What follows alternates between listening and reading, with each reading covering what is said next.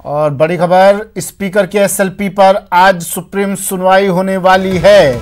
11 बजे सुनवाई होगी। स्पीकर की याचिका पर सुप्रीम कोर्ट में आज 11 बजे सुनवाई होगी। 3 जजों की बेंच ये सुनवाई करेगी। जस्टिस अरुण मिश्रा, जस्टिस किशन मुरारी और जस्टिस बीआर गवई की बेंच सुनवाई करेगी। बड़ी खबर इस वक्त।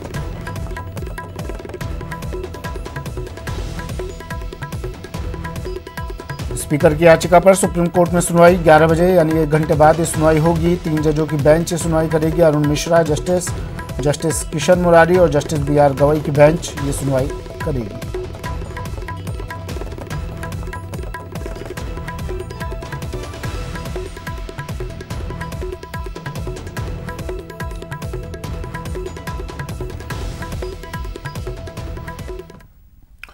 प्रदेश की लड़ाई में केंद्र सरकार की एंट्री हो गई है। सुप्रीम कोर्ट में हस्तक्षेप अर्जी दाखिल की गई है। केंद्र ने कहा कि संवैधानिक प्रावधान को चुनौती दी गई है, इसलिए उसे भी पूरे मामले में पार्टी बनाया जाए।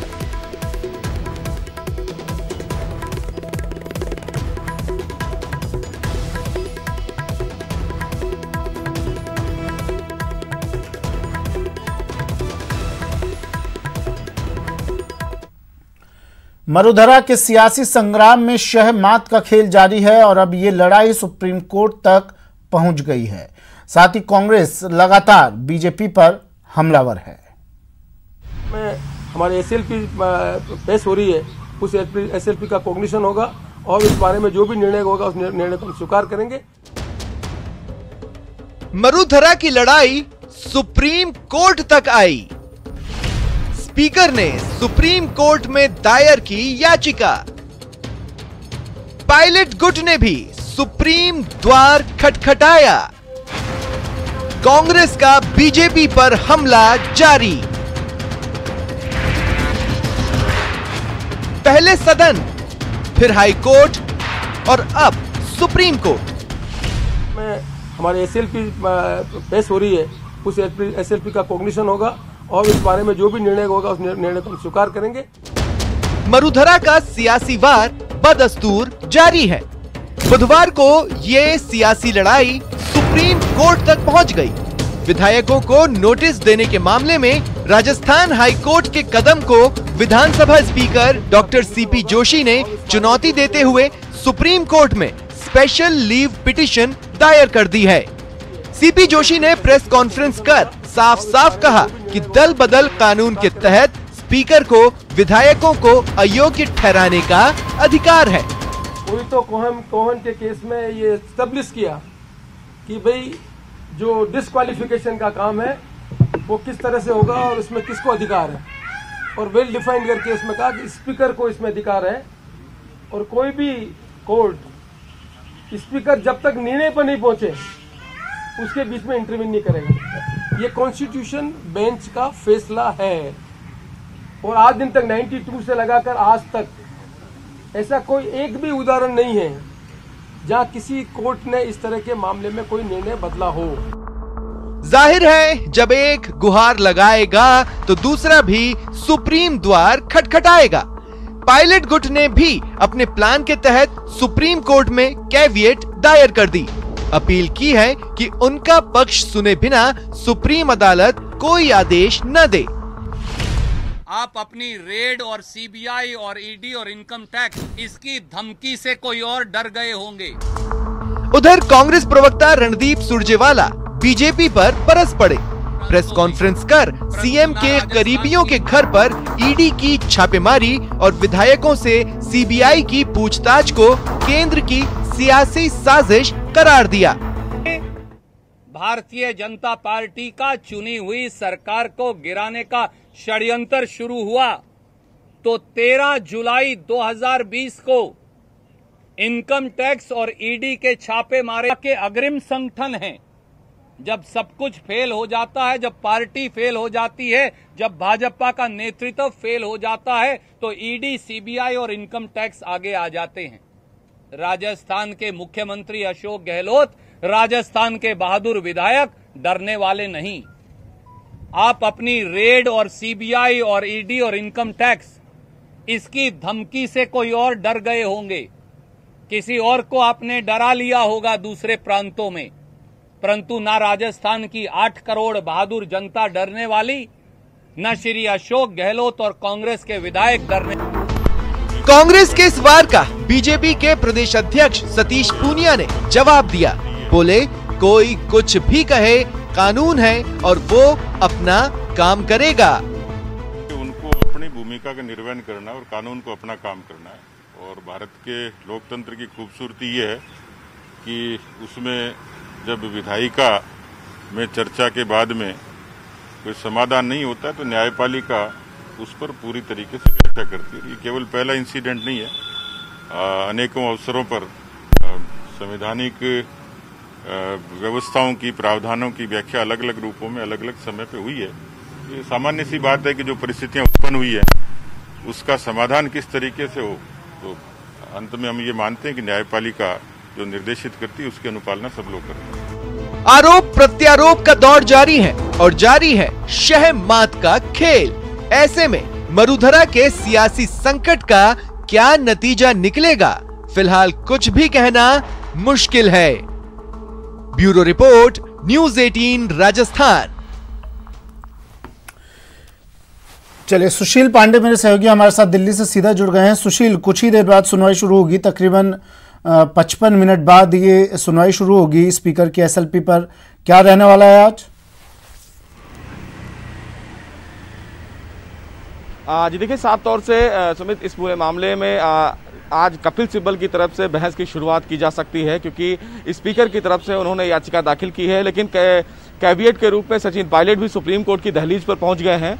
उन्होंने कैविएट दाखिल करके ये कहा है कि बिना उनके पक्ष को सुने सुप्रीम कोर्ट कोई अहम आदेश जारी नहीं करे।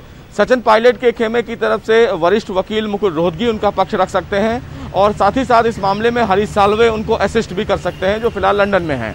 लेकिन इस पूरे मामले में जिस तरह कानूनी दांवपेच को लेकर फिलहाल मामला सुनवाई के लिए सुप्रीम कोर्ट में पहुंचा है, उस पूरे मामले में 3 जजों की बेंच चीफ जस्टिस ने कल बना दी थी, जिसको हेड कर रहे हैं जस्टिस अरुण मिश्रा, BR गवई। तो ये तमाम जो फिलहाल उठा पटक है उस पर फिलहाल अब जो सुनवाई होगी, जिसमें संवैधानिक संकट की बात स्पीकर की तरफ से कहा गया है कि जो हाईकोर्ट का आदेश था जिसमें हाईकोर्ट ने डायरेक्ट शब्द का इस्तेमाल किया है, वो फिलहाल संवैधानिक संकट पैदा करता है। और 10वीं अनुसूची के अनुबंध में साफ तौर से ये कहा गया है कि कियोतो होलान जो फिलहाल सुप्रीम कोर्ट का एक जजमेंट है, उस जजमेंट के मुताबिक जब तक स्पीकर अयोग्यता को लेकर कोई फैसला नहीं ले लेते तब तक कोर्ट उनके फैसले में हस्तक्षेप नहीं कर सकता है। और ये एक संवैधानिक संकट है जिसकी व्याख्या देश की सुप्रीम कोर्ट जरूर करे और इसीलिए ये याचिका दाखिल की गई है। लेकिन अब इस पूरे मामले में सुप्रीम कोर्ट कहां तक हस्तक्षेप कर सकता है? हाँ। सुप्रीम कोर्ट को फिलहाल स्पीकर को ये संतुष्ट करना होगा कि किस तरह फिलहाल हाईकोर्ट ने उन्हें इस प्रकार का आदेश दिया है और क्या हाईकोर्ट या कोई भी संबंधित कोर्ट इस प्रकार से संवैधानिक पद पर बैठे हुए किसी भी सदस्य के आदेश को पलट सकता है या हस्तक्षेप कर सकता है या नहीं। 11 बजे इस पूरे मामले की पूरी सुनवाई शुरू होगी। आइटम 2 है, जस्टिस अरुण मिश्रा की बेंच इस पूरे मामले की सुनवाई करेगी। अब देखना यह है कि जो कानूनी उठापटक को लेकर जो बहस का दौर जारी होगा, उस बहस में सुप्रीम कोर्ट को संतुष्ट कौन सा पक्ष कर पाता है, और दूसरी बात कि क्या सुप्रीम कोर्ट से स्पीकर को राहत मिलती है या नहीं, ये बड़ी बात है। क्योंकि 24 जुलाई का समय फिलहाल हाईकोर्ट ने दिया है और अगर इस पूरे मामले में आज सुनवाई चलती रही तो सुप्रीम कोर्ट ये भी कह सकता है कि हमें हाईकोर्ट के आदेश का इंतजार करना होगा। लेकिन बड़ा सवाल यह है कि जो शब्द हाईकोर्ट ने इस्तेमाल किया है उसको लेकर फिलहाल सुप्रीम कोर्ट कोई अहम आदेश जारी करता है या नहीं। लेकिन स्पीकर की तरफ से अपनी याचिका में साफ तौर से यह कहा गया है कि इस पूरे डायरेक्ट शब्द को लेकर सुप्रीम कोर्ट हाईकोर्ट के आदेश दे कि इस आदेश को तुरंत रद्द किया जाए। तो अब ये बहुत बड़ी बात होगी कि इस पूरे मामले में सुप्रीम कोर्ट हाईकोर्ट को अपने आदेश में बदलाव करने के लिए कहता है या नहीं। लेकिन फिलहाल कपिल सिब्बल संवैधानिक जानकार भी हैं, बड़े वकील भी हैं, कांग्रेस के गद्दावर नेताओं में आते हैं। तो अब देखना है ये जब कानूनी बहस सुप्रीम कोर्ट में शुरू होगी तो जीत किस पक्ष की होगी। केंद्र सरकार ने भी हस्तक्षेप अर्जी दाखिल की है। जी देखिए, केंद्र सरकार की तरफ से फिलहाल अभी कोई याचिका दाखिल नहीं की गई है। एक याचिका सुप्रीम कोर्ट में, हाई कोर्ट में, संबंधित हाई कोर्ट में दाखिल की गई है, जो फिलहाल एक याचिकाकर्ता के द्वारा दाखिल की गई है, जिसमें यह कहा गया है कि चूंकि मामला संवैधानिक संकट से जुड़ा हुआ है, 10th शेड्यूल से जुड़ा हुआ है, लिहाजा सेंट्रल गवर्नमेंट को भी इस मामले में पार्टी बनाया जाए। सेंट्रल गवर्नमेंट की तरफ से अभी फिलहाल कोई याचिका दाखिल नहीं की गई है। अच्छा सुशील, मुझे ये समझाने की कोशिश कीजिए कि कितना हस्तक्षेप कोर्ट इन मामलों में कर सकता है, क्योंकि सीपी जोशी ने पहले कहा था जो कोर्ट का फैसला होगा वो सर्वमान्य होगा, हम मानेंगे, हमें कोई दिक्कत नहीं है, लेकिन अब वो सुप्रीम कोर्ट पहुंच गए हैं। कोर्ट विधायी कार्यों में कितना हस्तक्षेप कर सकती है? जी देखिए, कर्नाटक के मामले में सुप्रीम कोर्ट का बहुत ही स्पष्ट ऑर्डर है कि अगर अयोग्यता को लेकर स्पीकर की तरफ से कोई फैसला लिया गया है तो वो तय समय सीमा के अंदर लिया जाए। लेकिन ये मामला थोड़ा सा उससे हटके है, क्योंकि स्पीकर ने फिलहाल संबंधित पक्ष को नोटिस जारी किया है ताकि वो अपना जवाब दें। लेकिन कर्नाटक के फैसले में ये भी फिलहाल कहा गया था कि ये विधायक का अपना विवेकाधिकार है कि वो फिलहाल किसी भी समिति में भाग लें या ना लें, ये उनका विशेषाधिकार है। लेकिन यहां स्पीकर महोदय का फिलहाल आपत्ति सिर्फ इतना है कि हाई कोर्ट ने जो डायरेक्ट शब्द का इस्तेमाल किया है, क्योंकि अगर रिक्वेस्ट शब्द का इस्तेमाल किया जाता तो फिलहाल 21 तारीख का उन्होंने उदाहरण भी दिया कि 21 तारीख को उनको समय ऑलरेडी एक्सटेंड कर दिया गया। लेकिन जब हाई कोर्ट ने यह कहा कि स्पीकर को हम डायरेक्ट करते हैं कि 24 तक कोई भी कोर्सिव एक्शन ना लिया जाए, उसको लेकर एक संवैधानिक संकट की बात फिलहाल स्पीकर साहब कह रहे हैं। लेकिन सुप्रीम कोर्ट के कई ऐसे जजमेंट हैं जिसमें साफ तौर से यह कहा है कि अगर संवैधानिक संकट से संबंधित मामला कोर्ट में आता है तो कोर्ट फिलहाल इस मामले में लगभग 40% हस्तक्षेप कर सकता है, क्योंकि संवैधानिक व्याख्या जरूरी है और बिना उसको संवैधानिक कोर्ट के आधार पर नहीं तय किया जा सकता है। और इसीलिए उम्मीद बहुत ज्यादा है कि इस मामले में कर्नाटक हाई कोर्ट के फैसले का भी उदाहरण दिया जा सकता है। और हाई कोर्ट में जब सुनवाई चल भी रही थी तो कर्नाटक के मामले में साफ तौर से कहा गया, लेकिन आज की सुनवाई बेहद अहम होगी। चलिए आपसे अपडेट लेंगे सुशील, आज की सुनवाई पर भी 11 बजे सुनवाई होगी और इसके बाद क्या निकल कर आता है ये आप तक जानकारी पहुंचाते रहेंगे हम। फिलहाल शुक्रिया सुशील तमाम जानकारी के लिए। बढ़ते हैं अगली खबर की ओर। पायलट गुट की हाईकोर्ट में याचिका, पायलट गुट ने भी हाईकोर्ट में याचिका दाखिल की है, केंद्र सरकार को भी बनाया जाए पक्षकार। विधायक PR मीणा ने प्रार्थना पत्र दायर किया है। याचिका में शेड्यूल 10 के 21A की संवैधानिकता को चुनौती दी गई है। ऐसे में केंद्र सरकार आवश्यक पार्टी है, कहा है पक्षकार नहीं बनाने से याचिकाकर्ता के हित प्रभावित होंगे।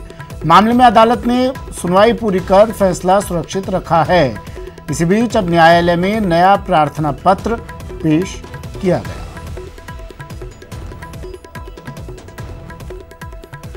सचिन मेरे सहयोगी हमारे साथ फोन लाइन पर जुड़ गए हैं। सचिन, पायलट गुट की तरफ से भी याचिका दाखिल की गई है हाईकोर्ट में केंद्र सरकार को पक्षकार बनाने के लिए।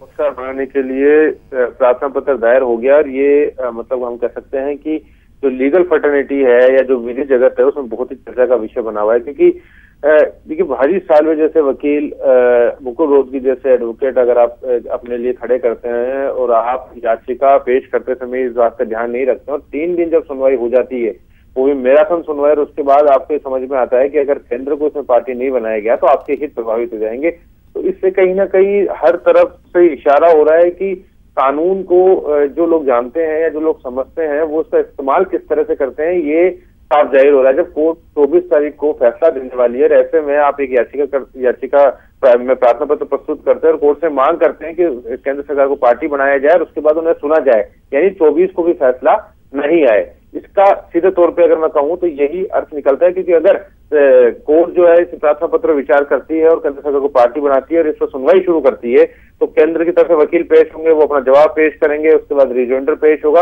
यानी फिर 24 को भी फैसला नहीं आएगा।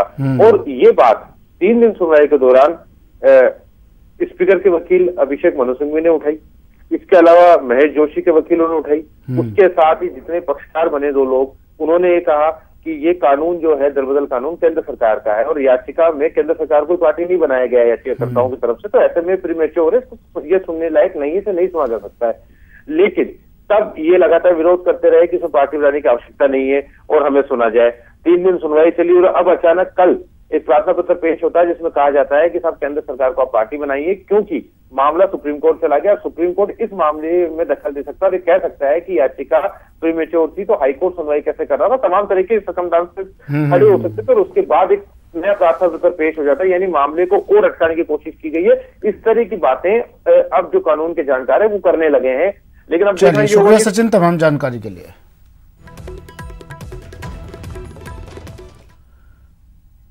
और सियासी संकट के बीच सीएम गहलोत ने प्रधानमंत्री नरेंद्र मोदी को पत्र लिखा और राजस्थान की राजनीतिक उठापटक से अवगत कराया।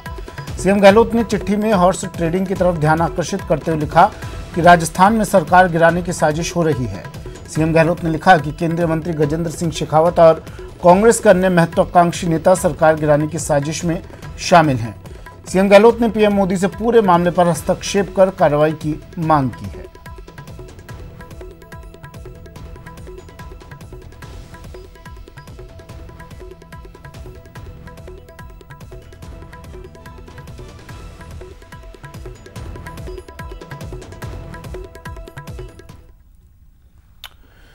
चुनी हुई राज्य सरकारों को अस्थिर करने का प्रयास किया जा रहा है, ये पत्र लिखकर उन्होंने कहा। जनमत का घोर अपमान और संवैधानिक मूल्यों की खुली अवहेलना है।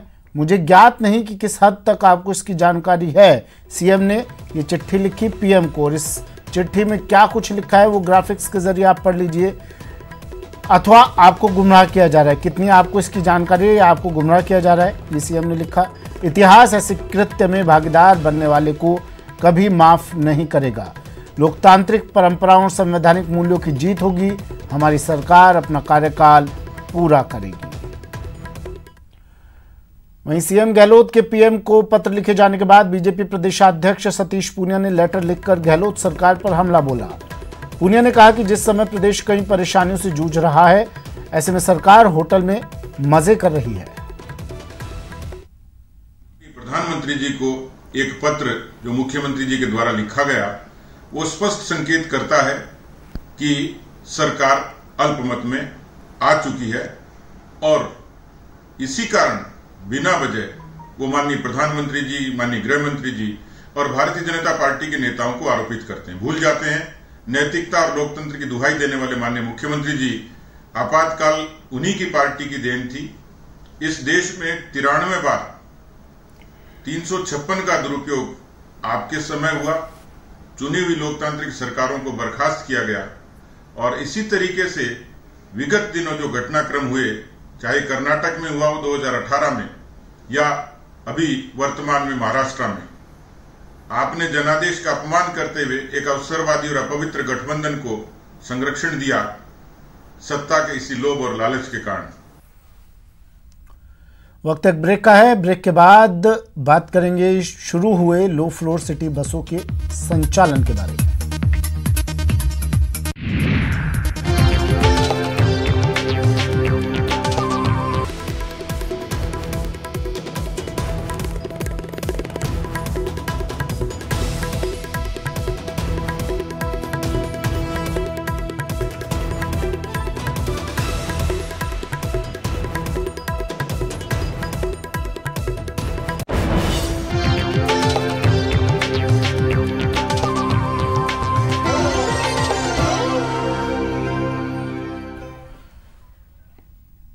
ब्रेक के बाद स्वागत है आपका और अब बात लो फ्लोर बसों की। पिंक सिटी की लाइफलाइन कही जाने वाली लो फ्लोर बसों का संचालन अब शुरू हो गया है। कोरोना की वजह से ये सिटी बस सेवा बंद थी। सोशल डिस्टेंसिंग, सैनिटाइजेशन का इसके संचालन के दौरान खास ध्यान रखा जा रहा है। ड्राइवर, कंडक्टर और सवारी के लिए मास्क पहनना अनिवार्य है।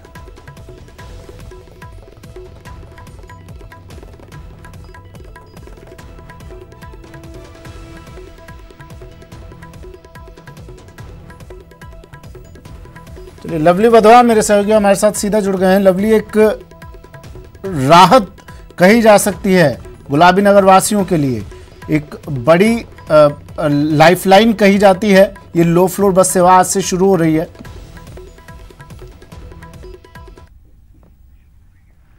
देखिए, बसें जरूर शुरू हो गई है। सुमित, आपको नज़ारा दिखा देते हैं। एक बस भी पहुंची है, अभी काफ़ी देर इंतजार करने के बाद में एक बस हमें मिली है। आपको बता दें बसेस जरूर शुरू हो गई, लेकिन बस स्टॉप पर रामबाग सर्किल पे खड़ा हूँ। जैसा कि आप भी जानते हैं रामबाग सर्किल एक बहुत पुराना और यहाँ पर अधिकतर यात्री उतरते हैं, शहर की लाइफलाइन कही जाने वाला एक हार्ट, दिल का, शहर का दिल है। लेकिन पूरी बस खाली आपको नजर आ रही है, बेहद कम लोग जो हैं वो बस के अंदर मौजूद हैं, पूरी की पूरी बस खाली है। पब्लिक ट्रांसपोर्ट के अंदर हम लोग जा नहीं सकते, इसलिए हम दूर से ही नज़ारा दिखा रहे हैं सोशल डिस्टेंसिंग की पालना करते हुए कि किस तरह से पूरी की पूरी जो बस है वो खाली है।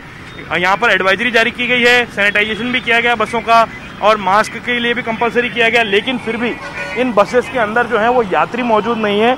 और स्थिति यह है कि बस स्टॉप पर भी, अब आपको बस स्टॉप का नज़ारा दिखाते हैं, यहाँ का जो बस स्टॉप है, बस स्टॉप की स्थिति कैसी है। बस स्टॉप पर आप देखेंगे केवल जो पुलिसकर्मी है, यातायात पुलिसकर्मी, वो यहाँ पर मौजूद हैं। और इधर मेरे दूसरी ओर जहाँ से हम एक तस्वीर और दिखाने की कोशिश करेंगे, यहाँ भी आपको बस स्टॉप जो है पूरा का पूरा बस स्टॉप खाली नजर आएगा।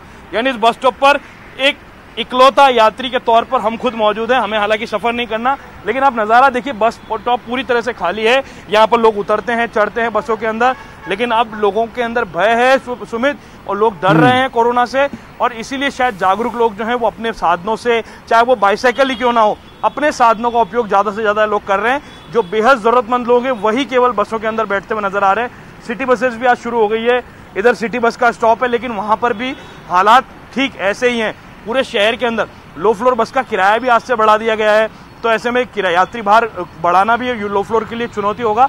लेकिन फिलहाल जिस तरह से कोरोना का ग्राफ लगातार बढ़ता जा रहा है, सियासी संकट के बीच में लोगों को खुद अपने स्वास्थ्य की चिंता शायद हो रही है, इसीलिए लोग पब्लिक ट्रांसपोर्ट का उपयोग करने से फिलहाल भी बचते हुए नजर आ रहे हैं। सबसे बड़ी बात यह है कि जिस पब्लिक के लिए पब्लिक ट्रांसपोर्ट शुरू किया गया वो पब्लिक बस स्टॉप से नदारद है, बसेस के अंदर से नदारद है। हो सकता है पहला दिन है, इस वजह से पब्लिक नहीं आई हो, कोई पब्लिक आती तो हम उनसे भी बात करते, लेकिन कुल मिलाकर के लोग कोरोना से भयभीत हैं और वो चाहते हैं कोरोना की लड़ाई को ढंग से लड़ना, और कोरोना की जंग में वो किसी भी तरह की लापरवाही नहीं चाहते हैं। इसलिए कहा जा रहा है कि राजस्थान के लोग सतर्क हैं, और वो सतर्कता आपको नजर भी आ रही होगी कि लोग मास्क का उपयोग करते हुए नजर आ रहे हैं। कुछ लोग जागरूक नहीं भी हैं तो उन्हें दूसरे लोग जागरूक करने की कोशिश करते हैं। आप देखेंगे सब लोग पब्लिक ट्रांसपोर्ट का जो टाइमिंग है, आप देख सकते हैं कितनी भीड़ जो है ट्रैफिक की वो यहाँ पर नजर आ रही है। इससे आप अंदाजा लगा सकते हैं कि हर व्यक्ति ने अपनी बाईसाइकिल, साइकिल, ई रिक्शा, अपने साधनों का उपयोग करना शुरू कर दिया है बजाय पब्लिक ट्रांसपोर्ट के। हालांकि पब्लिक ट्रांसपोर्ट के ऊपर बड़ा एक राजस्व का जो होता है, सरकार खर्च करती है लोगों के लिए, सरकार को हमेशा पब्लिक ट्रांसपोर्ट से लॉस होता है, लेकिन बड़ी बात यह है कि लोग जागरूक हैं अपने स्वास्थ्य को लेकर के। जी चलिए, शुक्रिया लवली तमाम जानकारी के लिए, तस्वीरें दिखाने के लिए। तो लो फ्लोर बसों का संचालन शुरू तो ज़रूर हुआ, लेकिन कोरोना संक्रमण का खतरा लोगों के दिमाग में बैठ चुका है और इसलिए वो पब्लिक ट्रांसपोर्ट का कम से कम उपयोग कर रहे हैं। वक्त एक ब्रेक का है, जल्द हाजिर होंगे।